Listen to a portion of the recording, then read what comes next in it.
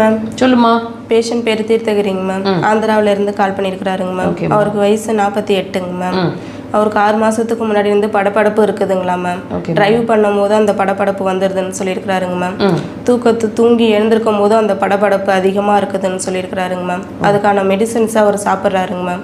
அதில் எந்த முன்னேற்றமும் இல்லைன்னு சொல்லியிருக்கிறாருங்க மேம். நம்ம வீடியோ பார்த்துட்டு கால் பண்ணியிருக்கிறாருங்க மேம். அக்குபஞ்சரில் இதுக்கான ட்ரீட்மெண்ட் இருக்கான்னு கேட்டு கால் பண்ணியிருக்காருங்க மேம். கட்டாயமாக ஒரு கிளாரிஃபிகேஷனோட சொல்யூஷனையும் சேர்த்து சொல்லலாம். பொறுமையாக முழுசாக இந்த பால்பிட்டேஷன் உங்களுக்கு இருந்துகிட்டு இருந்ததுன்னா இந்த பதிவு உங்களுக்கானது. முழுசாக பாருங்கள். அடிக்கடி இந்த படப்படப்பு உங்களை பாதிக்குதா? பால்பிட்டேஷன்ஸ், அஜிடேஷன்ஸ், சில விஷயங்களுக்கு வந்து ரொம்ப படப்படன்னு ஆகிடுறது.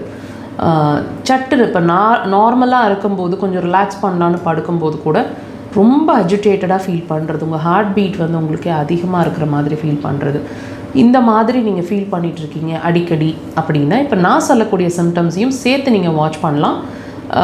நீங்கள் உட்காந்து எந்திரிக்கும் போது ஒரு ஃப்ராக்ஷன் ஆஃப் த செகண்ட் கண் இருட்டுற மாதிரி இருக்கிறது, படுத்து எந்திரிக்கும் போது அதே ஃப்ராக்ஷன் ஆஃப் த செகண்ட் கண் இருட்டுற மாதிரி ஃபீல் பண்ணுறது, அண்ணாந்து பார்க்கும்போதோ குனிஞ்சு நிமிர்ந்து ஒரு பொருளை எடுக்க ட்ரை பண்ணும்போதோ அந்த கிடினஸ், அது ஒரு ஃப்ராக்ஷன் ஆஃப் த செகண்ட் தான் அந்த கிடினஸ் வரும்.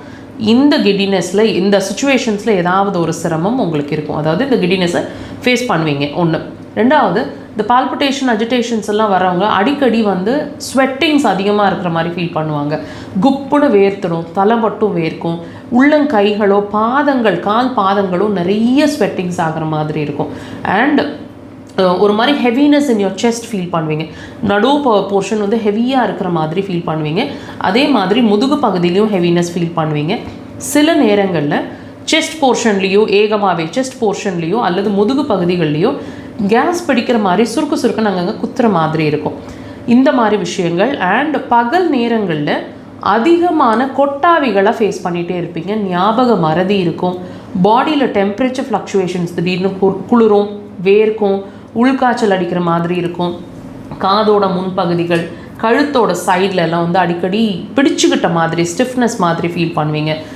அண்ட் இதெல்லாம் தயவுசெய்து இது எல்லாமே இதில் ஏதாவது ஒன்றாவது உங்களுக்கு இருக்கக்கூடும். வாட்ச் பண்ணி பாருங்கள்.